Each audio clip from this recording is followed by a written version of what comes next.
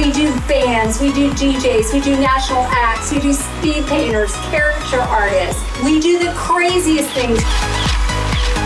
If you think it, we've got it. And if we don't have it, we'll find it. We will not disappoint. That is our promise and commitment to everyone. And have a Breezin' Day. Hi, this is Cindy Jurvich, owner and CEO of Breezin' Entertainment and Productions. Thanks for joining us today on Breezin' Chats. On this episode of Breezin' Chats, we will be chatting with a key member of the Breezin magazine and Breezin family. We will be discussing automation, marketing, and becoming the boss of your own company. We will dive into the journey of our guests from how art and innovations have driven her to become who the person she is today. Today we are excited to have Breezin' Chats, an American artist, entrepreneur, and the editor-in-chief of Breezin magazine.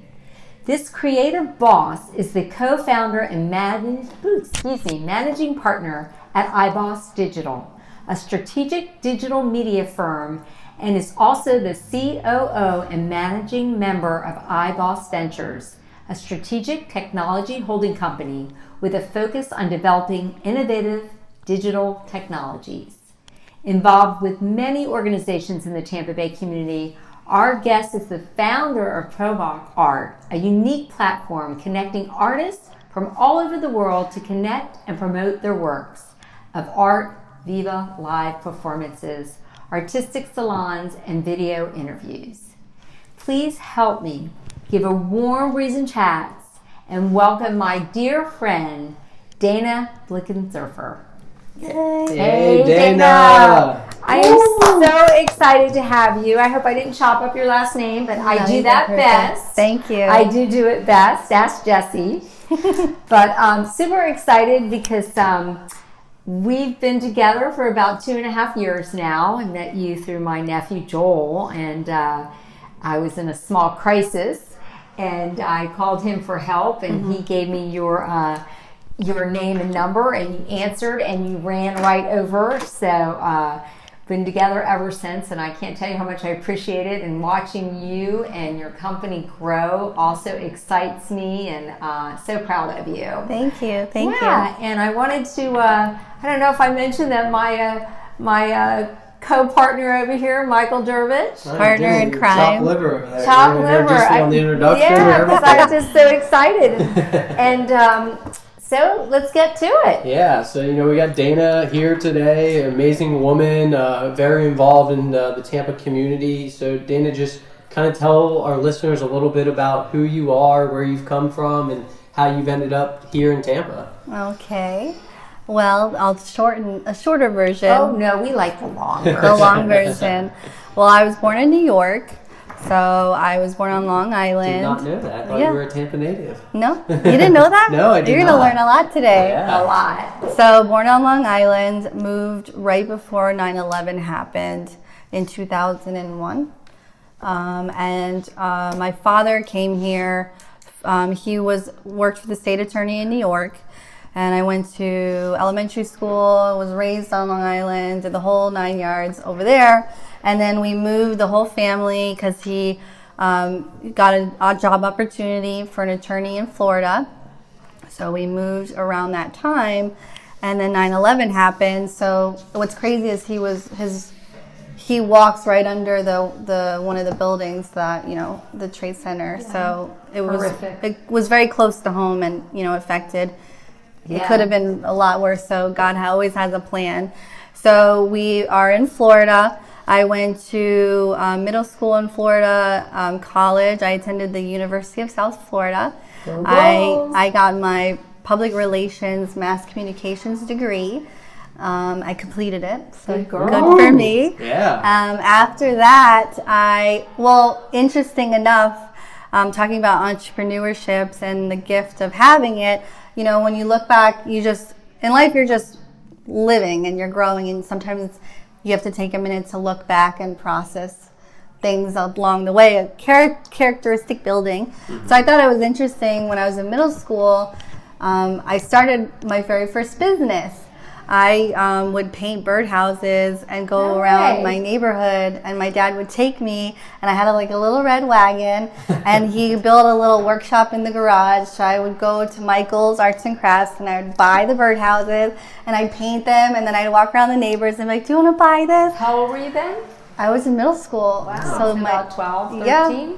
I don't even know anymore. Yeah, right around And I didn't there. even realize like I had a business mindset. It was just something that came, you know, it's something I wanted to do. Something you enjoyed. Yeah, and then talk about sales, because Cindy is the queen of sales. Oh, I don't know about that. You're right behind me now, Yeah, I hear. but I'm learning a lot. But I used to, now that I think about it, I used to paint when I found out what they liked, kind of building rapport. What you learn about now, I build like, oh, they liked LSU, so I'd find the LSU colors. And I matched. You did all this on your own? Yeah, just by like, oh, I should paint the house the colors of the school they like. And I didn't realize that's like building rapport and getting them to buy it, and the sales strategy. So cool. And did everybody buy them? I Or did think they order them? I think my little circle, I got some requests, and then I gave a lot away because like my grandma always had them in her house. Aww. So that was like my first job. You know, it's so funny because I never sold anything. No? No, like I was listening to Gary Vee the other day, and he goes, you know, like, were you one of those? Were you one of these people that like you know always sold something? Always. Yeah. I never had a lemonade stand. Like I never sold cookies. Yeah, except for I Girl mentioned Scout you didn't cookies. want to do your own thing. You No, didn't think about I never wanted. So I think it's so cool that you like really had it in you and didn't know it. Yeah, I actually, as I get older, I'm appreciating it more because I'm 30 now, and I'm actually the third generation business owner. Wow. Technically, my grandfather owned a photography studio, and he was like the icon of like photography. We're gonna get back to him because he's got some hidden history in him. Yeah, so he had a photography studio, and then my dad has, you know, over the years, when I was in middle school, my mother started a title company, and it's kind of like, you know, fake it till you make it. They, you know, they're just like, let's do, like, it just fell into their hands, and she was just selling. She wasn't those moms that was with me at the soccer games. She was like on the phone in the car making a deal. So I'm kind of used to that business first, but I don't feel like I missed out on anything, or like I had amazing parents, great parenting, but I'm just, it was kind of embedded. Like, it was just there. One That's in the how other. it was. Yeah, it's the same thing how Cindy kind of was, you know, driving us all Oh, yeah, you sports games and experienced everything like that. that. She was always On the phone doing work, but never let work preside over family. She was always there, always supportive. Michael. But you know, you always saw that hustle and that grind that she did, and you know, that's like you said. I think it kind of rubs off on us from what your family. And you don't even subconsciously rubbing off on you back then, and you didn't realize it you until don't now. realize it. No, it's just kind of instinct now. Yeah. So in middle school, I kind of just I did that. It was middle school. It was tough years, but you know, those uncomfortable, very short, quirky, awkward. Yes. Okay, but in college, I joined I joined PRSSA. I was on the board, so I was very active in like getting my resume fluffed, like getting out there. I was very gung-ho. Actually, at USF is when I reached out to Cindy, but she doesn't remember. I do remember, and I felt bad about that. In 2008, I did a couple internships, like, you know, those A types, like in college, you know, you need to get some internships. Yeah, so I you gotta have sought that out, experience. and I got XYZ. That's one of my strengths. You applied for an internship with me? I think I just called you. I thought the call was to sell me her services that No, I bought after I was in a crisis. Yeah, but I remember in 2008, right before I was entertaining like nursing, event planning, and like buying, like merchandise buying. And I was like thinking about all these options. And I did one of the things I really appreciated was I gave myself the trial and error of testing. And I think everyone, when they're getting out of college or even in their career, they did get pushed into something. Like, it's really important, and you need to take the time to test and trial different things and industries to see if you like it. I shadowed nursing. I was like, oh my God, I hated it. Like, chemistry wasn't for me. So I think that's an important thing that I could give back for students right now. Like, and kind of what you pointed out there. I mean, internship programs are huge, and right. we really believe in it. I know Cindy has one.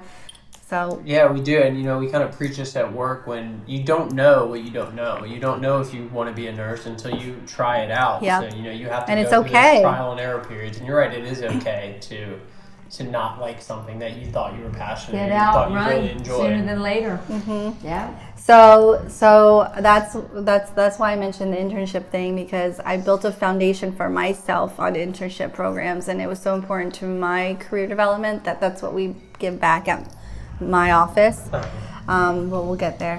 When I was in college, I started painting. So that was the arts and the passion of development and exploration. Yeah. As I found my love for painting. But after I graduated college, I did some traveling, and then I kind of just knew that I kind of knew in myself that I was going to work for myself, whether it was in the family or it was for myself. I didn't really always think of myself as a 9-to-5 person. I think I grew up some people just know certain things about themselves. So I always had this mindset where I was going to do or build something, right? So I approached my mother and father at the Blake Law Firm in Carrollwood. You can call them, they're still there, doing well. So I worked for them for about 5 years, and I built the marketing department. They had none. No. They didn't really have a logo. It was like the tacky scale, like the attorney scale, because my dad was all paper. Yeah. He wasn't paperless. So in my years at the law firm, I had a huge understanding of human resources, people, dynamics, communication, operations. I found my strength in operations, even though I didn't love it. I know I was strong at it. Understanding owning a company, you have to do different assets of things you love. You're not going to love every part of it, but you have to do it because you have to build that business correctly. And I just know, because of having my son in the business now, Michael, and my other son as a business mentor, the last few years, so your parents were probably right around the same age as I am, and making those transitions, we're going paperless. What do you mean? I need my paper. What does that mean? What is it was so hard. Oh gosh. Yeah. And so I give you credit. You took it with grace, though. I knew we had to. If I wanted to be in the game, and I wanted to have my young, what do I call you guys, millennials? Millennials. See, I said it right today. Millenniums. The millenniums. But I love my millennials, and I listened. I listened to what they thought. They are the new and up and coming business people of the year. Our future. They are the future. You are the future, and I love it. And the ones that I'm embracing, they are enjoying watching the different groups of people. What am I considered? I'm a on that scale, I don't know if we can say don't even discuss it out loud. Yeah. Okay. We'll just be the millennial too. I'm a millennial. Yes. I'm a millennium.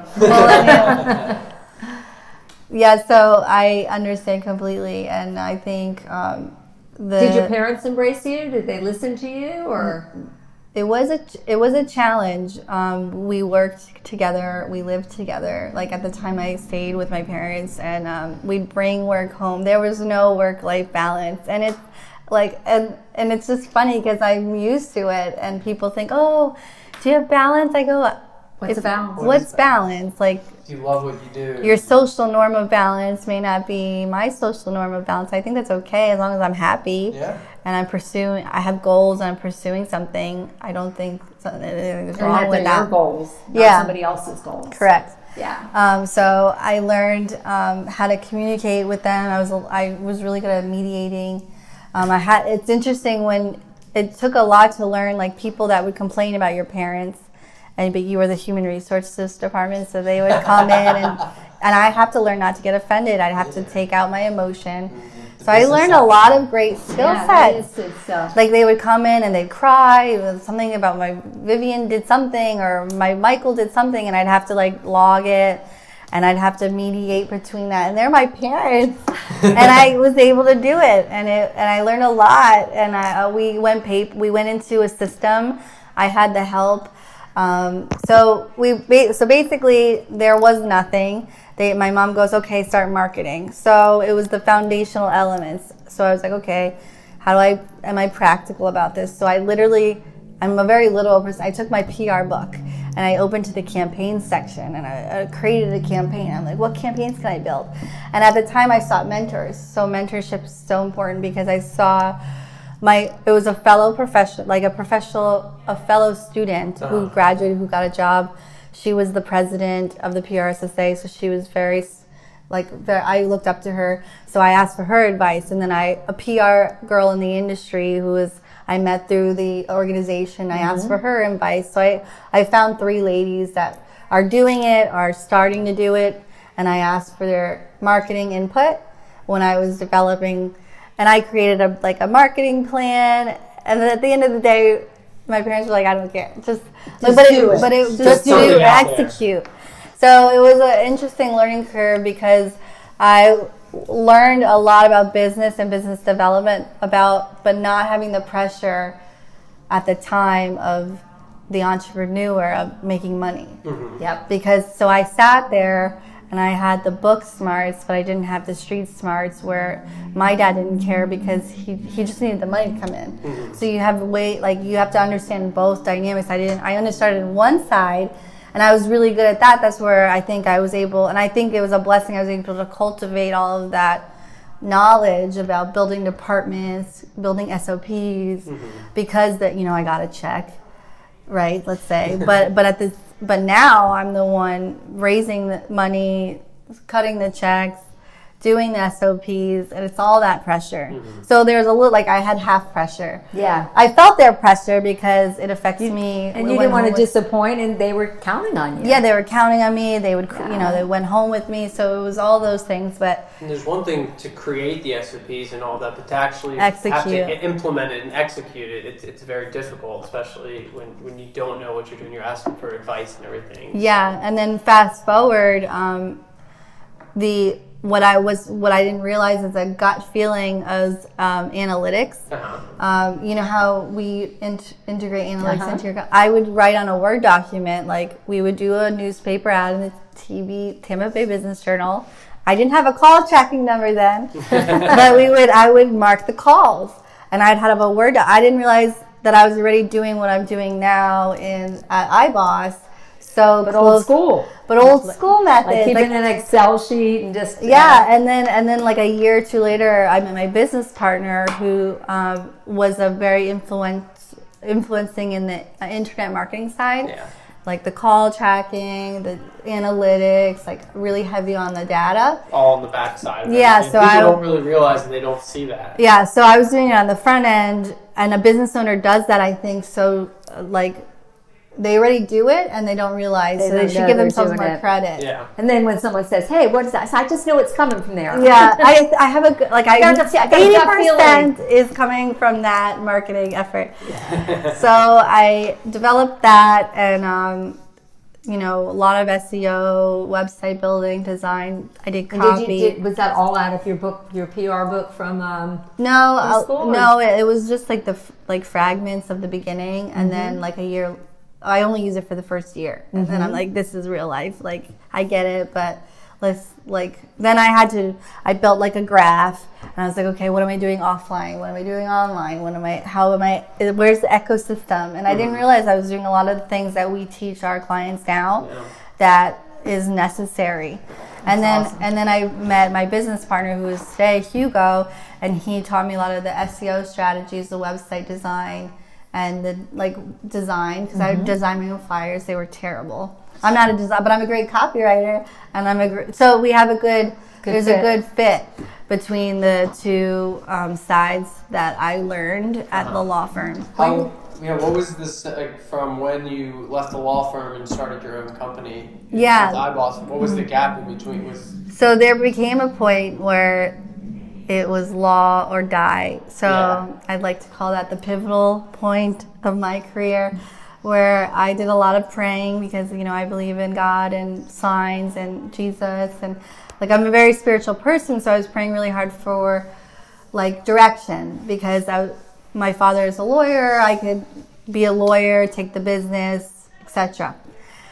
And then I studied so then I had the passion for the law and for being in a family business, but I also had a passion for the arts.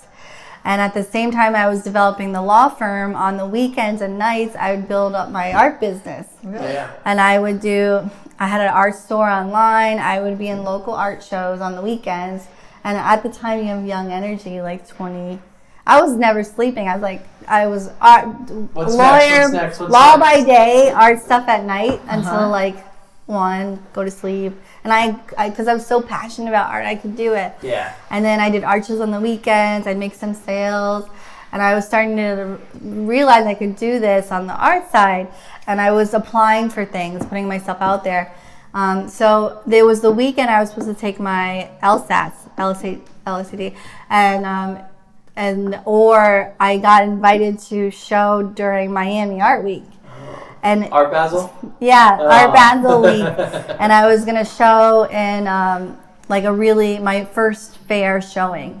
So it was like dun dun dun. What do you do? We know what we did now. Like I didn't take the test, and I went to Miami, and I went to the show. And your parents thought you were sitting for the bar. No, they knew I didn't go, and my mom was like having a panic attack because, of course, you want your children to take over the family business, and that's something I've learned, that there shouldn't be pressure. Yeah. You should find what you're passionate about and not apologize for it, because you can help that family member in so many different ways outside of the company, helping them find the right person for that seat, helping them, see help mold their business model, if you know what I mean. So there's other ways to be involved without being in the company.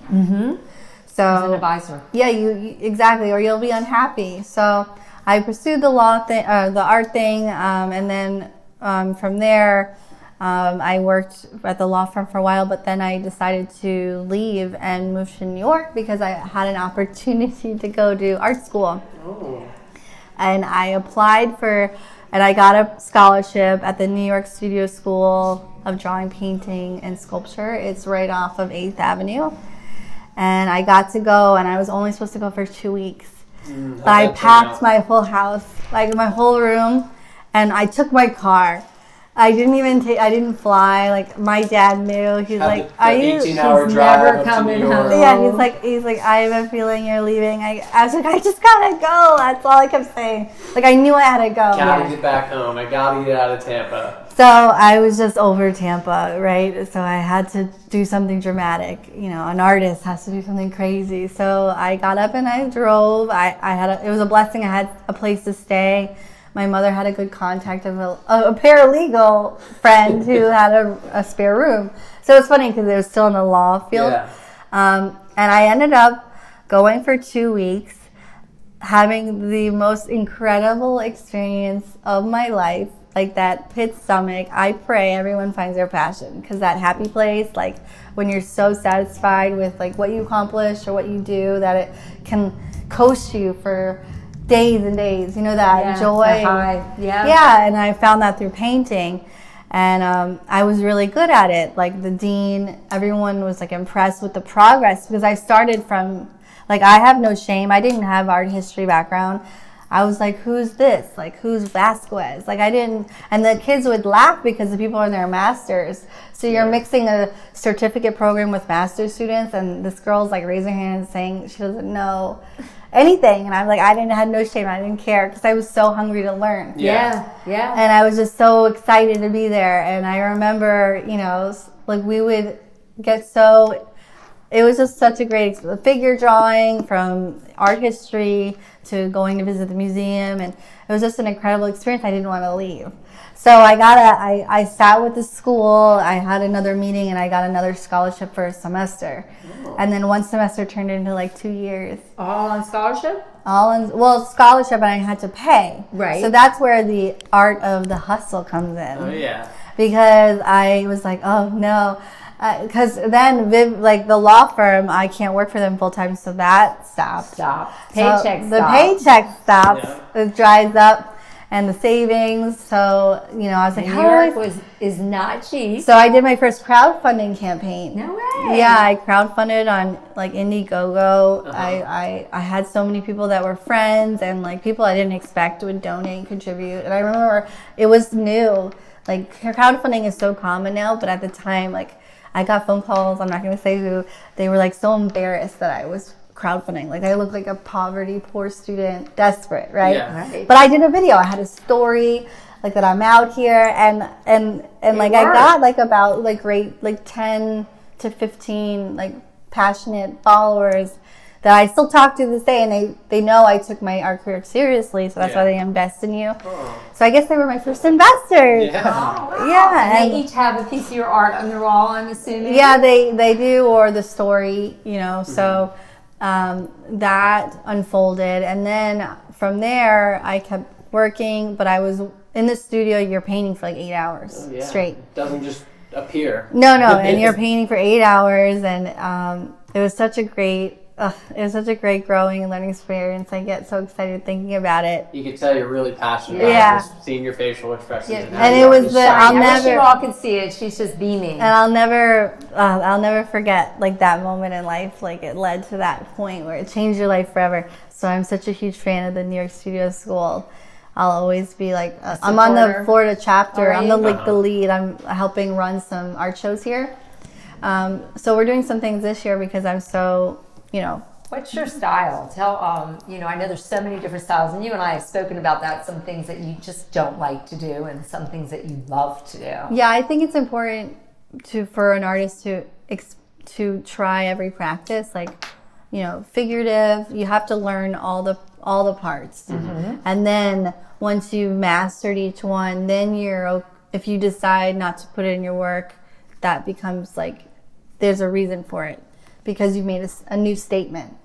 Like Picasso, he was an amazing like figurative drawer, like amazing realism painter, but he got to a point where he learned the different like styles that when he went very like the collage and the geometric, like the weird that you see now, that you are mostly recognize him for, is because he chose to do that direction. Yeah. So I would say that I'm still developing, you know, but I love abstract art, impressionist work, because I feel like I'm a colorist with I just, you know, search for colors, and it's more of it comes out in a more abstract way. Yeah, I'm a proud owner, actually gifted, a nice gift that she gave us, or gave me, one of her abstracts, and it's beautiful. So I love it. Now on my new wall in my new office, it's going to be beautiful. It's a beautiful piece of artwork, very unique. I think it was inspired by, was it Elon Musk? Elon Musk. It was a man in the Mars. Man in Mars. Yeah. It was a really cool, because he's sitting with the silhouette and you see Mars, and it's just it's painterly, but it's a really concept about entrepreneurship and following that, like, goal. Yeah, any of our listeners, that mission. If you ever come into the Breezen office, ask us to see it. It's on our walls. It's an amazing piece of artwork that Dana created. And it's beautiful. Dana, you've also been very instrumental down in Miami. Tell us a little bit about some of the things some of the shows that you put together and participated in. So I started fast forward, I started with like a founding member, a professor in Miami. We started a salon. It's like a pop-up salon. So we're not like nomadic. We don't have a stable station location. And every year during Miami Art Week, which is where Art Basel is, we host these art shows. We're in our 4th year.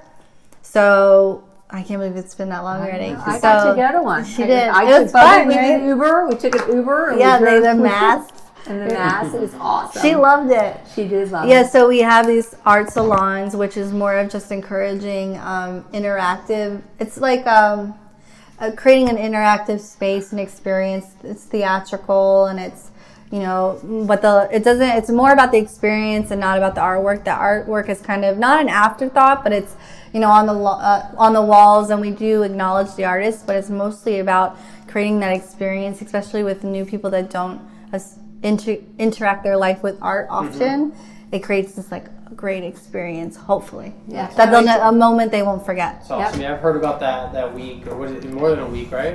It's for a week. Yeah, for a week. I've heard about that. It takes like a year to plan. For a while down there, and I know it drives a lot of people, like you said, that aren't into art. They come down there, and you never know who you're going to touch and change maybe their perspective or maybe their passion as well. They may become an artist just by seeing something that you created. So and really cool. the masks show that she's talking about people that didn't even ever paint or felt intimidated. Like you're talking about lawyers and accountants, and these are professionals, right?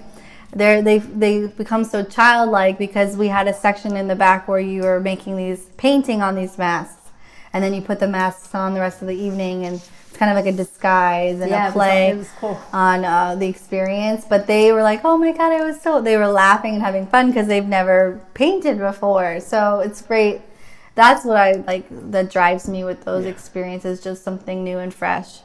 And, it's good. It's also a good, marketing thing on the marketing side, because you think of these PR stunts, and that's, kind of full circle with like advertising.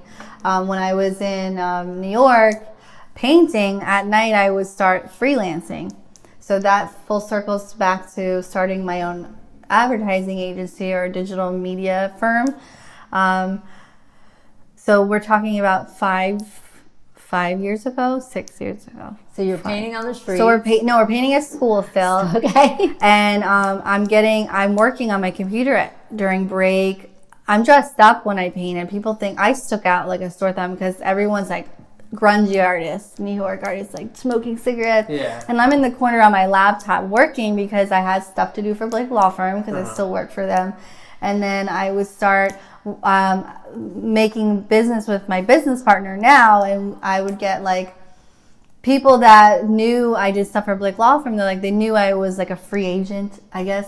They're like, why don't you duplicate what you did for Blake Law Firm for this company and this company? And by then by the end of it, I had like 4 or 5 New York clients. All in the law field, or did you reach out No, to different... like event planning was one. One was a bar. One was a cafe.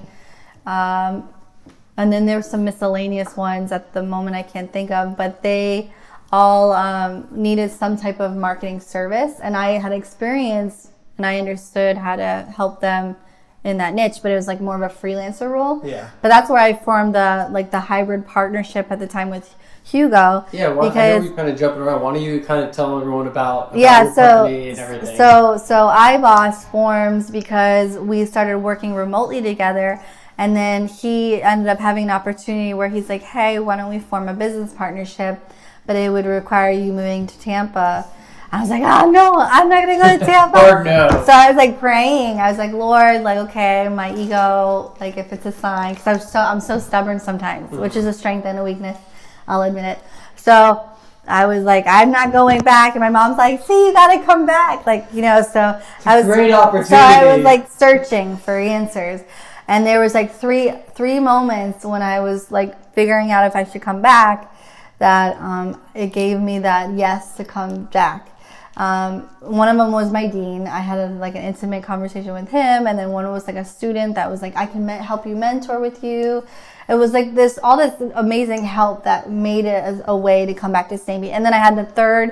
This woman was who was my roommate, moving back to St. Pete looking for a roommate. She was already finding the place, so we would have been in it at the same time. Yeah. So there were like 3 huge like signs that I was like, okay, aha moments. Yeah, like I have to. So I stopped my schooling, and I think I absorbed as much as I could at the time. And then I moved to St. Petersburg, which ended up being like a low-key Brooklyn. I'd like to give a shout out to St. Pete. I love it there. I know you do. I do. Like, it's everyone walks over. There's so much art and so much fun, like culture. Mm-hmm. It feels very European Brooklyn vibe. So Hugo and I started iBoss, and I had the more operations, like the copy, like the internship program. I brought all that experience, and he brought all the tech and like the website design, and we formed iBoss, and it's a full service like digital marketing agency. And we've been in Ybor for about 5 years now, 4 years. 1 year was remote, so then 4 years here. And ever since we've been scaling and growing, we started with, the small business, and then we built our team. And we started building our team through our internship program. Half of our employees are from an internship program. So that's how important it is about, come if you're in school, interning and seeing what you're out there, because you never know the contacts and the connections you make through. And I learned so much from them because they're younger, their ears are on the ground, they're in the real time data, getting information from people. I have one girl right now, she's interning for Provoke Art, and she's crushing it. I'm like, I want to hire her because she's just taking, you wait for those nuggets, those people. She's doing videos for Provoke Art for the mission. She's posting every day. She's coming up with these concepts that are incredible. I'm like, that's great. It adds to the, and you need a team. You can't, if you want to build a business, you can't do it alone. You go so much farther with a team than without one. It's more enjoyable as well. Sharing the good and the bad with your coworkers, and it is great. You got to have a team. You got to have the support. Yeah. So here we are today, where I have the advertising agency, which is my main focus. But I don't believe everything's in seasons. So I have the art business, the advertising agency, and it kind of ebbs and flows with the season. Bounces you, right? Yeah, and I plan to continue to keep building businesses. And your partner supports you with your side hustle? Yeah, he's very supportive he has other businesses too, so he understands having, multiple diverse portfolios to deal with. So he's very supportive of my art, and at the end of the month I'm going to Kansas I'm in an art show and in a gallery. Wow. And it's my first time going to Kansas. I was like, I'll just go, and I'm going.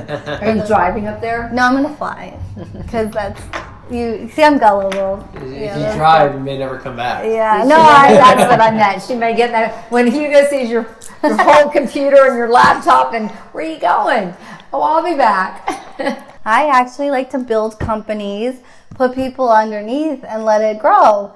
But I didn't realize that's a role. Mm-hmm. And I talked to another editor recently, and he was like, "Yeah, that's my job." He goes in, builds the systems, puts the people in, and then lets it grow, because he's such a creative person that he likes new projects. Yeah. So that's what I really like about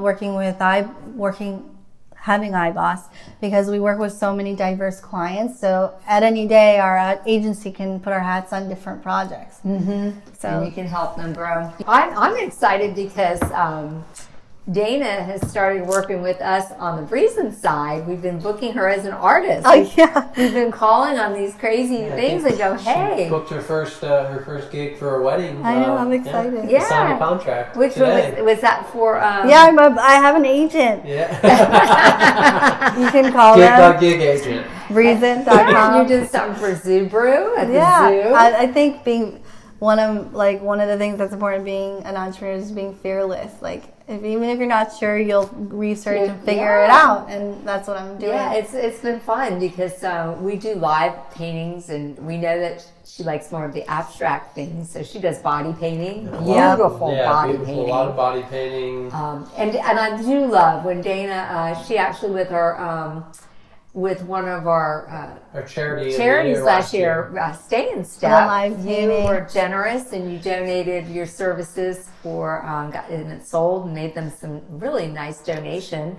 But she came all dressed up. That's Dana's thing, dressed up with high heels, looking awesome. Just painting away. And she's, you couldn't tell what she was painting, and then all of a sudden it was just this beautiful picture.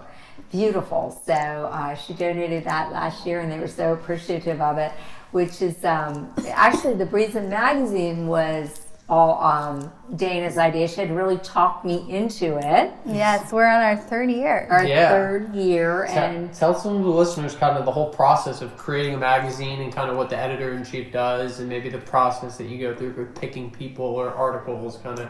I will give a shout out to Hugo, because I had a lot of assistance, because he actually owned a magazine company called Pulse I magazine. can't remember, but it was something Yeah, pretty Pulse, big in Tampa. and it was a big thing in the early 2000s or mid 2000s. So long ago. I know, mid 2000s, early 2000s, and so basically, it's all about, you know, you first pick it's about you're the orchestrate, like the guy Conductor. the conductor. Thank you, and you're conducting this symphony, right? So you put all the pieces together. It's a long process, and you know that's kind of our, like, the magazine we're doing yearly. So we kind of are planning 6 months out, from everywhere from finding the theme to concepting the design of the look of the cover. The cover is everything, to picking the key people.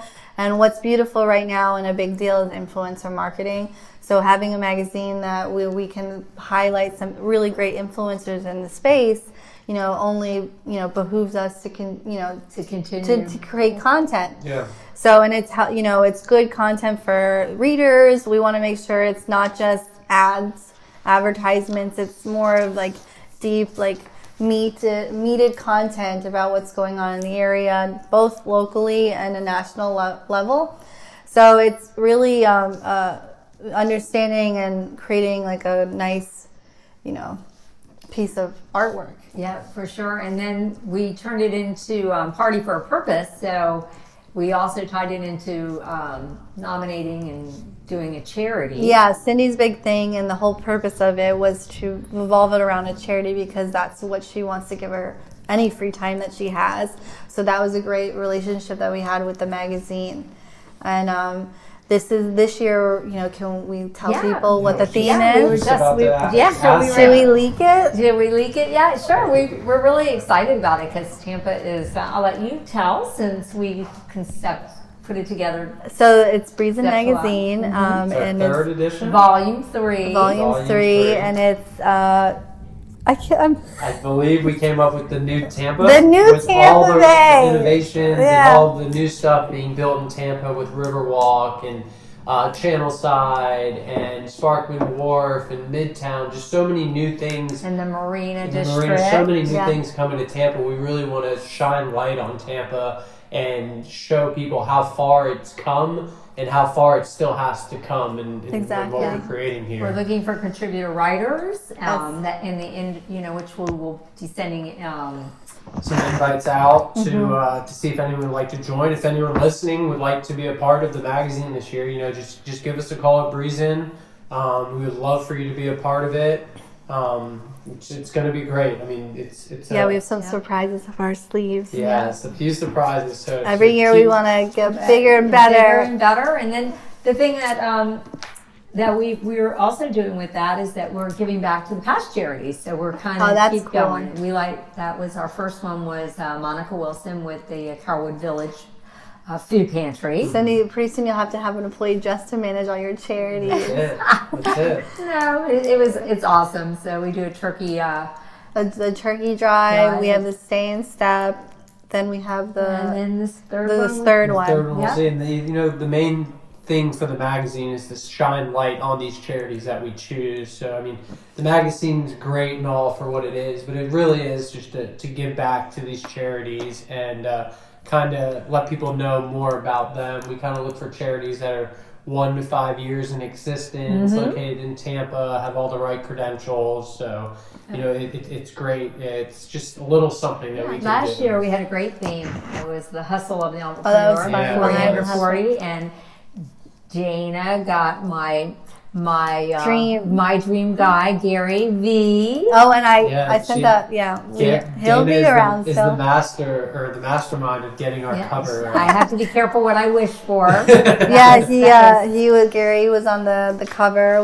We went up to New York to his office, his Hudson location to present it. Yeah, they loved it. So. Who knows what's going to be on this year? So watch out. Great. And look for the applications on Facebook. Right, Dana's putting out applications for nominating charities and stories. She's our editor and chief of that, and just super excited just to know her. What's on your bucket list for travel?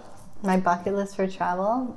I want to go to Germany because of the whole family background. Gotta go back Let's to talk the about roots. that background. Oh, with yeah. Your grandfather. Yeah, so I mean, you are a rock star in your own age, Aw, and thank you know you're gonna be famous. Everyone's gonna know you, but you know your name has been Unique. around for a while. Why don't you let us know about?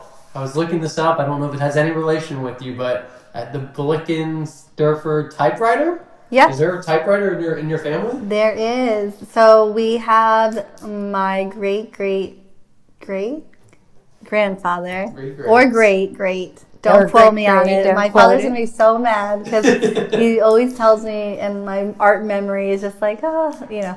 But anyway, that's besides the point. The Blickensderfer typewriter is the first portable typewriter that was invented in around the mid-1900s. The first one? The first portable. Portable one.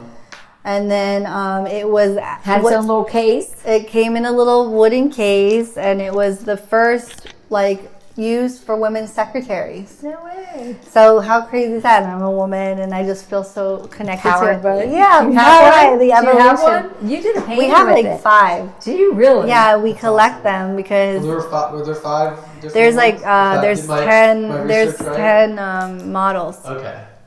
Maybe 11, and then there's a lightweight one. They called it like a featherweight. There's like different versions, and then so the Blickensderfer typewriter is the first portable typewriter. They were advertised back in the day in the paper, like being in war, like in the tents, and you see someone typing on the typewriter. They can take it anywhere, and all the text is in German, and it's so cool to see because I did a painting series where I was looking at the They were fabulous, advertisements, yeah. and I was painting my interpretation of that experience or that moment with the typewriter in front of me. So then there's also an ad where they're on a camel and the typewriter's there. So it's crazy. And now I'm in technology and I'm a painter, so I just feel like it's all close to home. All coming together. Yeah, full circle. Full circle, pretty yeah. cool. So that's on my bucket list. Germany. Germany. Egypt, because I'm Egyptian. My mom was born in Cairo. Oh, I didn't know that. Yeah, she's Egyptian, and I've been to Italy and stuff like that, but there's so many. I think that's a trip you need to take with your mom, maybe. Yeah, she's scared. No, she won't go back She want to travel. because of the way they came. You Yeah. know, they immigrated. They don't. It's different. Yeah. Yeah. Yeah. I wanted to ask you this. What do you enjoy most about being an entrepreneur? And what are one of the hardest things that you see? The hardest things, your pain tolerance. Yeah. The hardest things is sticking through it. The best things are building something that's your own. You know, the reward of building, the fruits of your labor for the hard work you put in.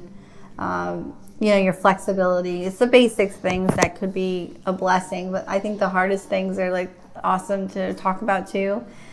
You just have to have a good pain tolerance for life. You could build something and build the biggest model, and you take it to market. You should have tested it first because no one's buying it. Yeah. That's the first thing. That's the first learning lesson. But you don't know that until you try or you go through the process. Going through the process and understanding the journey is what it's a blessing, but I struggle with sometimes because I get ahead of myself and I want to be at X, but I'm living in A. Right? So seeing the vision, as an entrepreneur, you see the vision, but you have to build the procedures and the protocol to get to that so you can scale with it. And that's, I learn that every day, and I'm in that every day, and that's the easiest and the hardest thing. Together. So that's your advice you would give someone if they were trying to... Yeah, I think it would be first, are you sure you want to be an entrepreneur? Do you know what that means? Because there's a difference between being an influencer. There's a difference between that and a freelancer. Because a freelancer, you're by yourself. You're an independent contractor. So many different categories. Yeah, there's different levels of entrepreneurship. If you want to own your own business and have a small business, then a corporate business, then a business, responsible for so many headaches up there. So many different hats you gotta wear. And Yeah. you really don't realize that until you really start getting into it. So I'd research and I'd talk to people that are in those maybe all those different avenues, because everyone's purpose is different. You know, I have a purpose that's to do something great, and it's been embedded in me. I've always wanted to be a part of something big and great, and that's my passion. Some people's passion and pushes family to build a legacy, and that's also a part of it.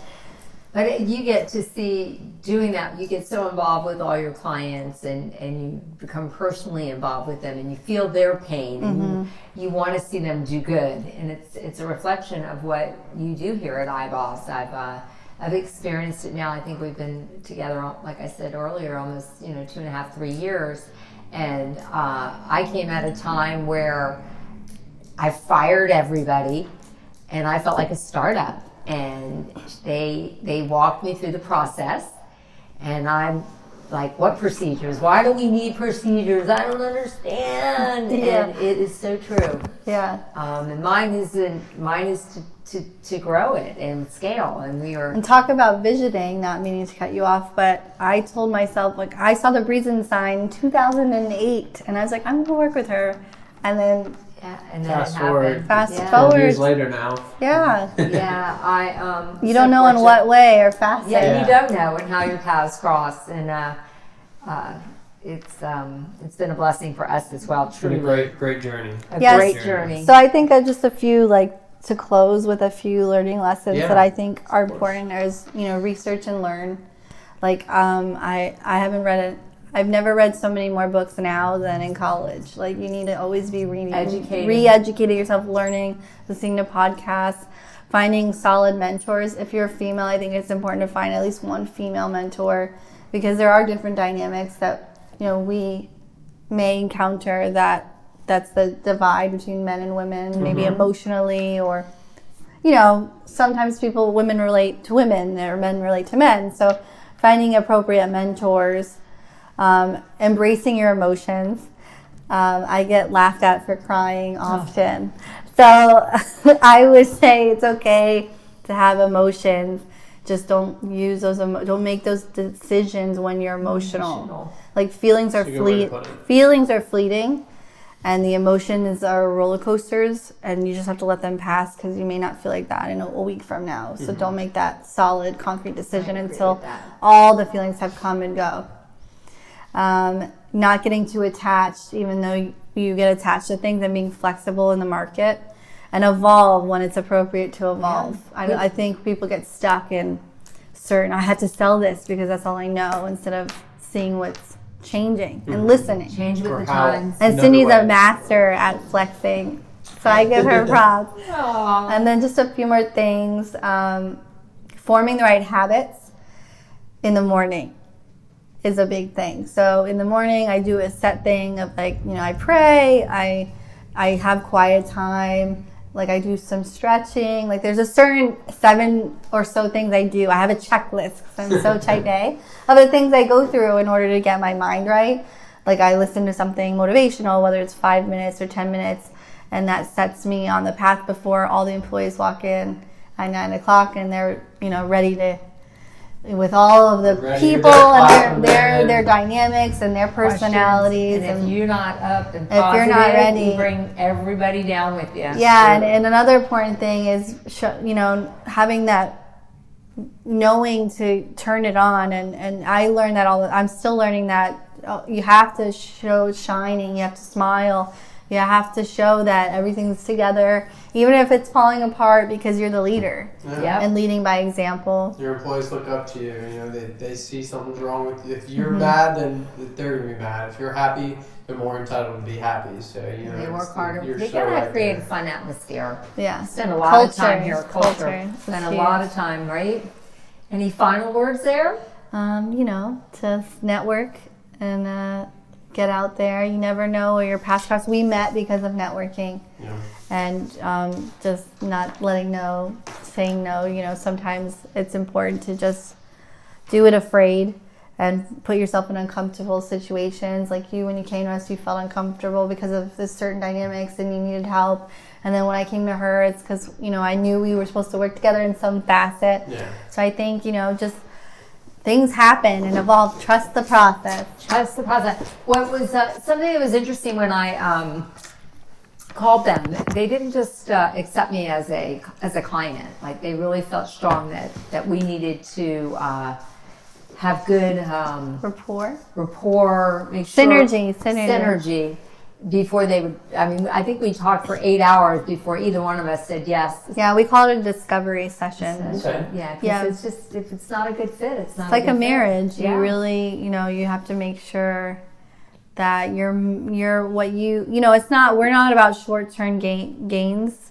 We're about the long term. Mm-hmm. So if I'm just trying to come to you so we can do like a video production, or that's not what we're about. That's not their agency. No, we're about really doing the best for your overall. If your intake, if your receptionist doesn't have the phone on, and why would we set up your marketing if the internal isn't set up? Correct. So it's about the whole business model, which a lot of marketing firms may not see, and that's kind of what we bring to the table too. So very unique. And very unique. They help out, and I've had to call them in times of crisis and to understand how to handle it. They're always there to help. Always. Just picking up the phone, if it's a call, text, a nice Skype message or video chat. It's always fun with see my boss. We FaceTime a lot. Yeah, always. We do. But mostly in person. I like my we know. we like my me time. Oh yeah. But Dana, thank you so much. We adore you. We love all your cute characteristics. When you see this woman, she's adorable. Yeah, so, if you guys want to check out some of her artwork,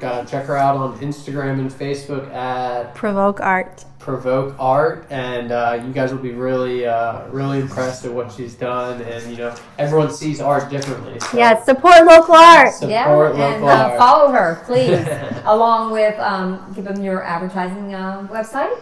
It's ibossventures.com. Perfect. Go check them out, guys. Dana, thank you very much. Guys. It was great to hear about the New Yorker that came to Tampa and left for New York and is back. Making her name for herself, and we really appreciate it. We really enjoyed this, and thank you for coming on Breeze and Chats, and have a breezing day.